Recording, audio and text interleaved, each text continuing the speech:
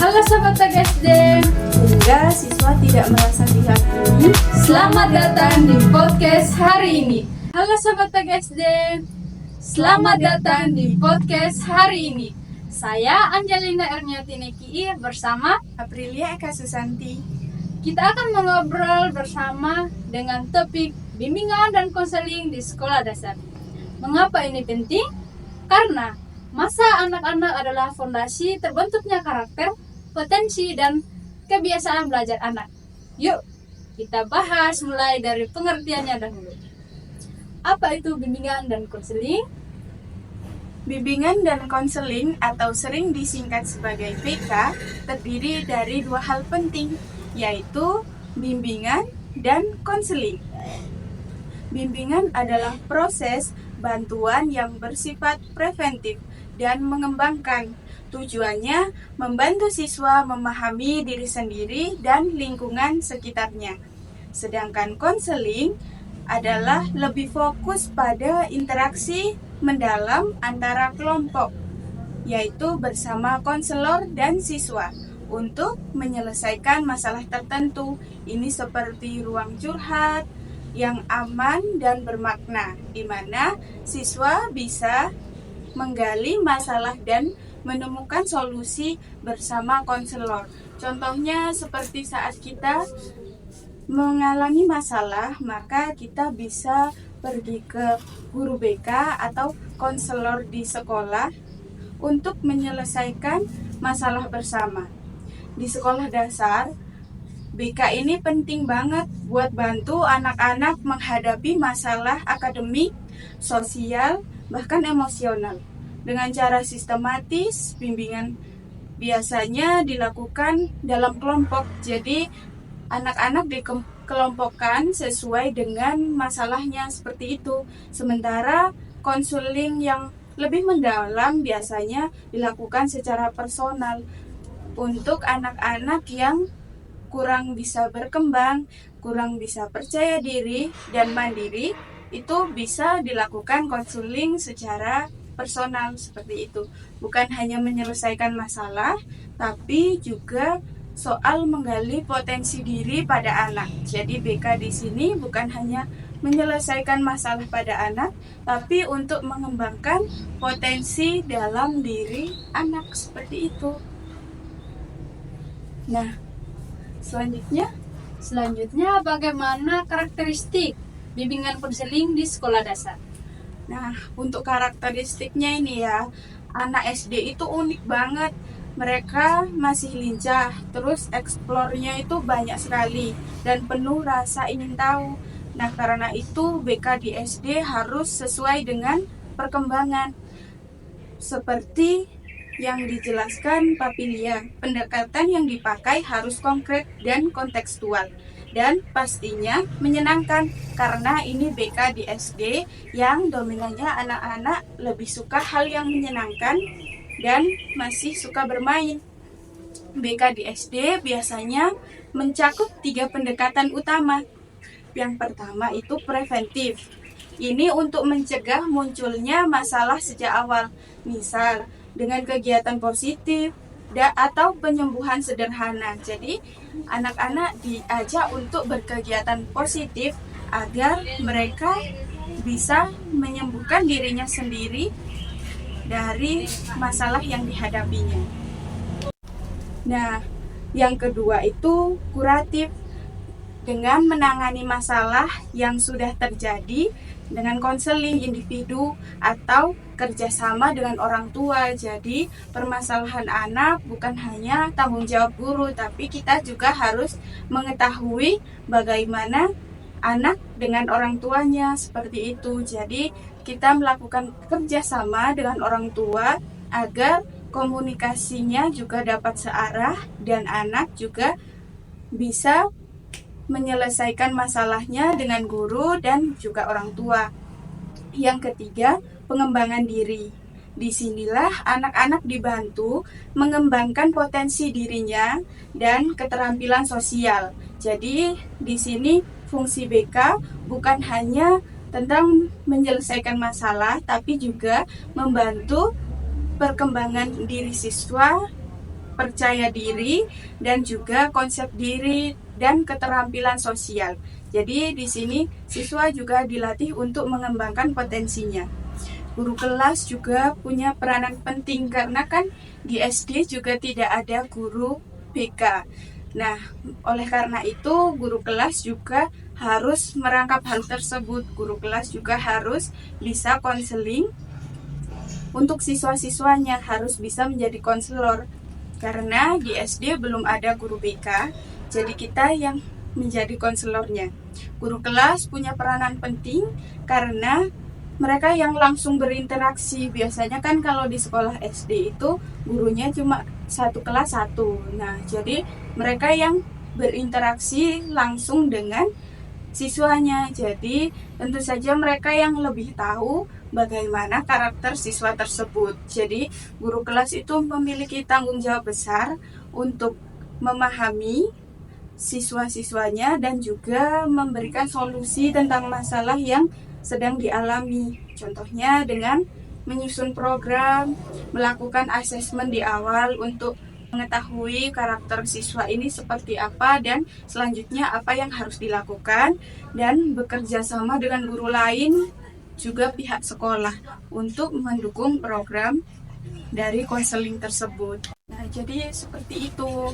Wow, seperti itu ya. Nah, selanjutnya manfaat bimbingan konseling di sekolah dasar itu seperti apa ya? Untuk manfaatnya jelas sangat banyak sekali. Manfaatnya itu BK ini dapat membantu anak itu berkembang secara kognitif, sosial, emosional, dan moralnya menjadi seimbang. Jadi penyeimbangan moral itu dimulai dari sekolah dasar agar nantinya dia bisa berkembang secara kognitifnya. Dengan pendekatan preventif, kita bisa mencegah masalah yang muncul. Kalau ada masalah, kita tangani dengan pendekatan kuratif. Sementara itu, pendekatan pengembangan diri membantu siswa menjadi lebih percaya diri, punya konsep diri positif, dan bisa bersosialisasi dengan baik. Yang tak kalah penting, BK mendukung terciptanya sekolah yang aman, nyaman bagi anak-anak, serta jika sekolah itu nyaman dan aman, maka anak-anak tersebut akan bertumbuh dengan baik dan mereka memiliki keseimbangan secara moral, emosional, seperti itu. Jadi manfaatnya sangat baik sekali karena juga untuk perkembangan peserta didik. Wow. Manfaat bimbingan konseling di sekolah dasar sangat penting ya teman-teman. Oke, selanjutnya ada peran dan fungsi bimbingan konseling di SD. Bagaimana tuh? Nah, kalau peran dan fungsinya sahabat PGSD, BK itu memiliki peran sebagai fasilitator pengembangan diri melalui kegiatan seperti angket minat. Siswa itu minatnya di apa? Misal pada seni, olahraga, dan keterampilan, atau pada hal yang lainnya. Anak-anak ini bisa mengenali bakatnya. Jadi nantinya kita itu bisa mengetahui apa yang perlu dikembangkan dari siswa tersebut, seperti itu.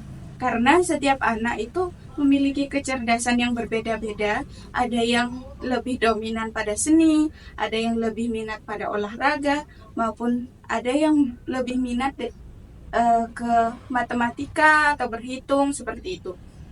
Lalu juga BK menjadi pencegah dan pemecah masalah. Misalnya siswa mulai sulit fokus, atau sering berkonflik dengan temannya, itu perlu dampingan dan BK bisa mencegah dan memecahkan masalah tersebut dengan konselor yang membantu memahami akar permasalahan, melibatkan guru, orang tua dalam penyelesaiannya. Itu akan dapat menyelesaikan masalah tersebut karena kita bukan hanya menyelesaikan masalahnya sendiri sebagai calon guru, namun kita juga mendapatkan bantuan dari orang tua yang juga mengenali anaknya, seperti itu. Terus BK juga membentuk karakter dan nilai sosial. Anak-anak itu diajarkan seperti nilai tanggung jawab, empati, kerjasama, melalui diskusi, permainan peran, atau refleksi. nilai-nilai ini bukan sekedar teori, tapi juga kegiatan sehari-hari. Misal bertanggung jawab. Biasanya di kelas itu ada jadwal piket untuk setiap harinya. Nah, di sini anak-anak itu diajak untuk tanggung jawab tentang jadwalnya itu. Kadang Senin anak A, lanjut Selasanya siapa gitu. Nah, mereka akan mengetahui jadwal tersebut. Nah, mereka akan bertanggung jawab dengan apa yang sudah ditugaskan. Terus juga BK ini untuk menanamkan nilai empati seperti itu. Nah, empati di sini agar siswa itu bisa saling menghargai, toleransi, saling tolong menolong seperti itu. Jadi dengan empati ini tidak akan adanya terjadi bully, itu tidak akan, karena sudah ditanamkan dengan nilai empati. Dan yang terakhir, BK menjadi pendukung penyesuaian diri siswa. Jadi masuk sekolah baru, lingkungan baru, dan teman baru, itu BK menjadi pendukungnya agar semua bisa stabil dan siswanya itu tidak stres ataupun kurang percaya diri di lingkungannya yang baru. Tapi lewat kegiatan seperti ice breaking dan konseling ringan, anak bisa beradaptasi lebih cepat pada lingkungan barunya, seperti itu. Nah, untuk selanjutnya ada prinsip-prinsip dasar bimbingan konseling di sekolah dasar. Itu seperti apa ya? Nah, untuk prinsip-prinsip dasarnya itu, yang pertama, kepercayaan dan keterbukaan. Prinsip-prinsip dasar ini, konselor harus bisa menciptakan ruang aman. Jadi, di mana saat siswa bercerita, ia merasa aman dan merasa nyaman bercerita tanpa dihakimi, seperti itu. Misal siswa tersebut ada masalah. Nah, siswa itu bercerita ke konselor atau guru BK-nya, itu kita harus menciptakan suasana yang nyaman dan aman sehingga siswa tidak merasa dihakimi dan ia merasa didengar, dan itu menjadi kepercayaannya. Jadi kita juga harus menjaga kerahasiaan tentang masalah tersebut. Dan yang kedua, tentang pengembangan prestasi dan kemandirian. Nah, BK bukan hanya sekedar menyelesaikan masalah, tapi mendorong anak untuk mampu menyelesaikan masalahnya sendiri. Ini membentuk tanggung jawab dan percaya diri. Jadi, BK tidak hanya menyelesaikan masalah saja, tapi juga membantu untuk pengembangan anak dalam kemandirian. Jadi, misal anak ada masalah yang dia harus bisa menghadapinya sendiri, seperti itu. Misal dia sedang tidak di area sekolah, dia pun sudah bisa menghadapi permasalahan tersebut dengan cara pengembangan potensi pada anak. Terus yang ketiga itu kesinambungan dan responsif. Nah, artinya BK harus terus-menerus hadir dalam kegiatan siswa dan responsif terhadap perubahan serta kebutuhan yang muncul. Jadi, BK harus terus-menerus untuk mendampingi siswanya. Seperti kita nantinya akan menjadi guru kelas, kita pun juga harus melihat perkembangan dari siswa tersebut. Apakah konseling yang kita berikan itu sudah berjalan dengan baik, atau ada yang perlu ditambahkan dalam proses konseling tersebut, seperti itu. Nah, Sobat TGSD, itu tadi pembahasan kita tentang bimbingan dan konseling di sekolah dasar. Ternyata bimbingan konseling di sekolah dasar itu bukan cuma soal konseling saat ada masalah, tetapi juga tentang bagaimana kita membangun siswa menjadi pribadi yang tangguh, percaya diri, dan siap menghadapi masa depan. Selanjutnya, kita akan mendengarkan peran pendidikan informal, fondasi layanan, bimbingan konseling di sekolah dasar. Nah, perlu kita tahu sahabat PGSD, pendidikan nggak cuma terjadi di kelas. Justru pendidikan pertama dan yang paling dasar terjadi di rumah, di lingkungan sekitar, bahkan lewat tontonan, interaksi sehari-hari. Nah, itu juga disebut pendidikan informal. Nah, di sini kita juga perlu memperhatikan apa yang ditonton oleh siswa dan juga bagaimana siswa interaksi kesehariannya dan perilaku siswa ketika di rumah dan di lingkungan sekitarnya, karena itu sangat mempengaruhi karakter siswa. Bagaimana karakter siswa itu tersebut, bagaimana karakter siswa itu terbentuk, ya karena interaksi dengan lingkungannya, seperti itu. Pendidikan informal itu sebagai fondasi layanan BK di SD. Jadi gini, dari kecil anak-anak sudah mulai belajar dari lingkungan sekitar. Mereka dari orang tua, keluarga, dan tetangganya. Di samping itu juga mereka belajar dari tontonannya seperti menonton TV ataupun gadget. Semua itu membentuk nilai sikap dan kebiasaan mereka. Misalnya, anak yang dibiasakan berbagi dan empati di rumah, maka nantinya akan timbul sikap positif, anak bisa menjadi lebih berempati pada lingkungan sekitarnya. Nah, di sini peran guru sebagai konselor sangatlah penting. Jadi, mereka harus peka dalam memahami latar belakang siswa, termasuk pada pengalaman pendidikan informalnya. Karena dengan itu pendekatan BK yang diberikan bisa lebih proporsional, relevan, dan menyeluruh untuk menyentuh kebutuhan emosional anak. Seperti itu. Nah, jadi kita itu harus melihat dulu pendidikan informalnya, kita harus lihat dulu lingkungannya seperti apa, keluarganya seperti apa, ia di rumah seperti apa, dan apa yang dia tonton selama ini, karena itu sangat mempengaruhi. Jadi kita tidak bisa mengkotak-kotakan siswa untuk menyelesaikan masalahnya, tapi kita juga harus perlu mengetahui pada pendidikan informalnya, seperti itu. Seperti itu ya Sobat SD. Selanjutnya kita akan mendengarkan ada kolaborasi, yaitu kunci intervensi yang efektif. Itu seperti apa ya? Nah, kolaborasi di sini adalah kolaborasi antara sekolah, orang tua, dan komunitas layanan konseling.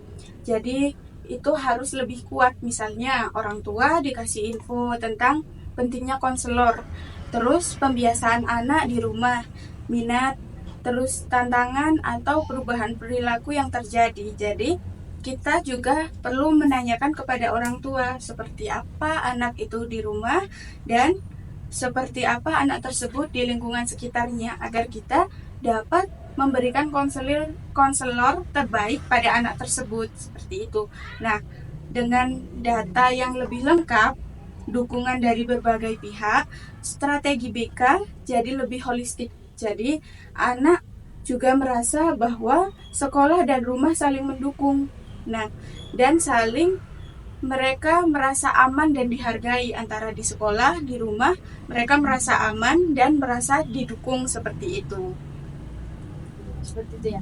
Nah, seperti yang sudah dijelaskan tadi tentang pendidikan informal, apakah dengan adanya pendidikan informal ini dapat membantu memperkuat hasil bimbingan konseling? Dengan adanya pendidikan informal ini, nilai-nilai dari konseling seperti pengambilan keputusan, penyelesaian masalah, dan pengambilan keputusan di rumah, di lingkungan sekolah, seperti itu bisa lebih seimbang gitu. Bayangin deh kalau anak-anak belajar empati di sekolah, lalu dilatih juga di rumah. Hasilnya karakter anak akan terbentuk kuat dan konsisten. Pengalaman sehari-hari seperti gotong royong, mengobrol bareng orang tua, atau main bersama teman.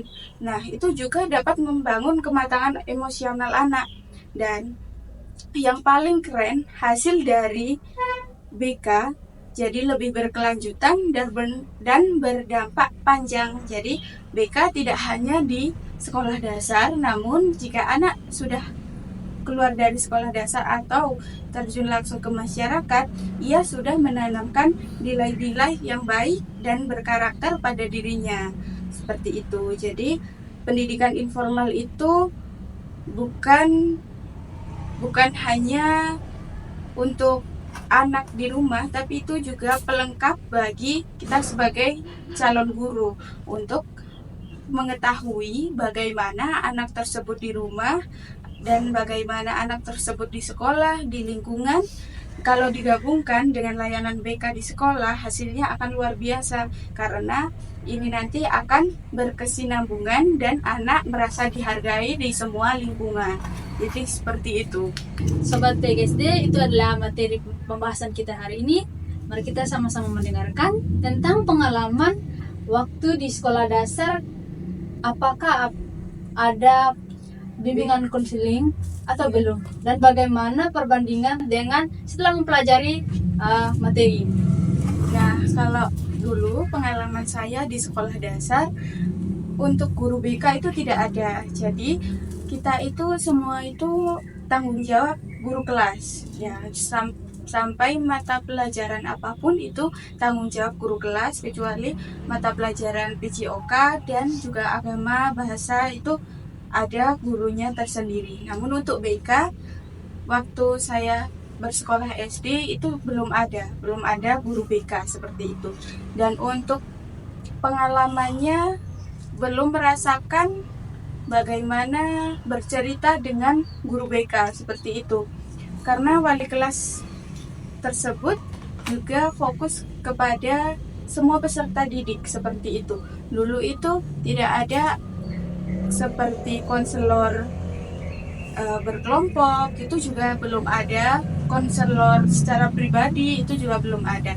Mungkin lebih ke kalau kita bermasalah seperti itu, baru guru itu turun tangan kayak gitu. Baru guru itu kayak menyelesaikannya seperti itu, karena kan di sekolah SD juga sering ada selisih paham kayak gitu, sering ada pertengkaran gitu antara siswa-siswanya. Nah, itu guru menyelesaikannya. Tapi untuk pengembangan diri itu lebih ke diikutkan lomba-lomba seperti itu. Kalau angket atau asesmen awal sepertinya waktu itu belum ada. Namun pada saat ingin mengadakan lomba gitu, nah guru ini lebih ke mengenali seperti itu, mengenali dalam keseharian saat mata pembelajaran gitu.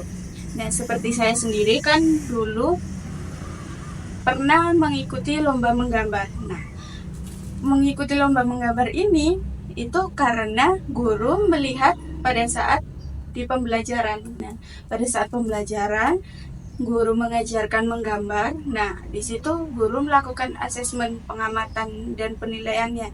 Siapa yang gambarnya lebih bagus seperti itu, siapa yang memang hobinya menggambar, ketertarikannya menggambar. Nah, dari situlah siswa ini diikutkan untuk perlombaan seperti itu. Jadi pengembangan dirinya itu lebih ke lomba-lomba gitu. Tapi untuk masalah dan konselor pribadi, konselor kelompok itu belum ada. Jadi kalau ada permasalahan, gurunya langsung menyelesaikan seperti itu. Jadi nggak ada kayak kita dipanggil ke ruangan seperti itu, tidak ada. Jadi kalau dari pengalaman host sendiri nih, apakah ada pengalaman BK-nya? Karena kan kita di sini juga berbeda, latar belakangnya juga. Kalau budayanya juga kan berbeda. Jadi pasti ada cara mendidik yang berbeda antara guru, orang tua di rumah juga, lingkungannya seperti apa. Kebetulan kalau guru saya itu ya ada yang memang tegas, juga ada yang sabar, juga ada, semua bermacam-macam seperti itu. Dan kalau di lingkungan saya itu cukup baik karena tidak ada kayak melihat pertengkaran atau seperti apa di lingkungan, itu tidak ada. Dan orang tua juga ini harmonis kayak gitu, jadi bisa mendukung siswa, bisa mendukung anaknya untuk berkembang seperti itu. Nah, kalau dari host sendiri nih, apa pengalamannya selama BK di SD waktu itu? Pengalaman apa ya? Tadi sama sih seperti yang kamu jelaskan tadi. Di sekolah dasar itu guru BK-nya belum ada, cuman adanya guru kelas. Nah, tanggung jawab guru kelas itu sangat luar biasa ya, karena dia itu menanggung semua jenis mata pelajaran kecuali agama, PJOK, sama bahasa. Nah, dia itu harus menanggung, apalagi dalam ruangan kelas itu siswanya banyak kan, ada sampai 30 murid lah. Nah, jadi tanggung jawab dia itu sangat sangat wow gitu. Nah, kalau untuk penyelesaian masalah ketika ada, biasa kan anak-anak sekolah dasar itu pasti ada yang nakal, ada yang pintar, dan ada yang biasa-biasa aja. Dan untuk peserta didik yang nakal itu paling mencolok. Nah, pengalaman aku sendiri, kalau untuk penyelesaiannya itu dari guru kelas itu mungkin kasih hukuman, karena kebetulan saya dari timur, mungkin hukumannya itu agak ini, disuruh berdiri di lapangan, hormat bendera, atau bahkan disuruh berlutut. Tapi namanya anak-anak itu tidak akan mempan dan seterusnya akan diulangi seperti itu. Mungkin itu pengalaman yang wah, berarti semua hampir sama kan ya, semua untuk hampir guru sama. BK-nya itu masih belum ada dan pemahaman tentang BK-nya juga kurang. Ya. Namun setelah materi ini itu kita juga bisa mempelajari, kita Ya. sebagai calon guru kan. Nah, dengan cara kolaborasi seperti tadi, Ya. kolaborasi dengan orang tua, dengan Guru lain. guru lain juga, pihak sekolah, terus juga lingkungan sekitar. Ya. Jadi kita melihat pendidikan informalnya anak ini sebenarnya seperti apa. Nah, konseling yang kita berikan juga itu kan berbeda Ya. itu. Jadi antara satu dengan yang lainnya, agar nantinya sifat baik ini, karakter baik ini terus terjaga, bukan hanya karena ada gurunya, tapi di luar sekolah pun anak tetap bermoral dan beretika dan memiliki empati pada lingkungan sekitarnya. Nah, seperti itu sahabat PGSD. Nah, untuk selanjutnya, Jadi selanjutnya harapan kami berdua sebagai calon guru ya, kita sudah mempelajari bagaimana pentingnya bimbingan konseling itu di sekolah dasar dalam menangani masalah, baik itu untuk peserta didik yang nakal, pintar, atau yang biasa-biasa aja.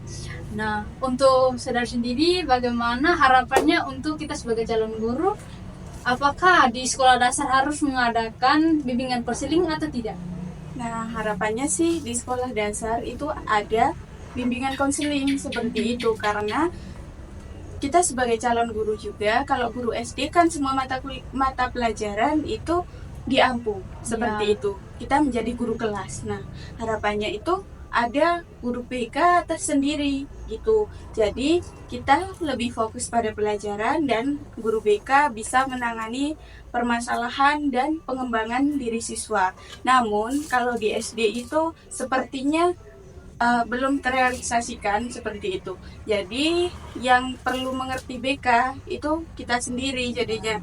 Jadi sebagai calon guru, walaupun kita di jurusan PGSD seperti itu, tapi kita juga harus mengerti bimbingan dan konseling, karena anak-anak itu setiap harinya bersama kita. Jadi yang tahu karakternya itu kita sendiri, dan yang tahu bagaimana apa yang perlu dilakukan untuk mengembangkan diri anak itu juga guru kelas. Jadi memang jika tidak ada guru BK, karena juga kalau di SD ada guru BK sedikit sulit juga, karena pengenalan karakter itu yang lebih mengenal itu guru kelas gitu. Jadi lebih ke sebagai calon guru juga perlu belajar tentang bimbingan dan konseling, cara menghadapinya itu perlu belajar sih. Jadi nantinya kita bisa lebih menjadi konselor yang baik, supaya apa yang pernah kita rasakan itu tidak terjadi pada peserta didik seperti itu. Jadi seperti itu ya sobat-sobat PGSD. Jadi kita sebagai calon guru, harapannya kita mari bersama-sama untuk terus mempelajari bimbingan konseling itu. Untuk suatu saat kita akan menjadi seorang guru SD, dan kebetulan tidak memiliki guru konseling, kita menjadi guru kelas sekalian dengan jadi guru konseling. Mungkin itu. Sampai jumpa Sampai jumpa di lagi. kesempatan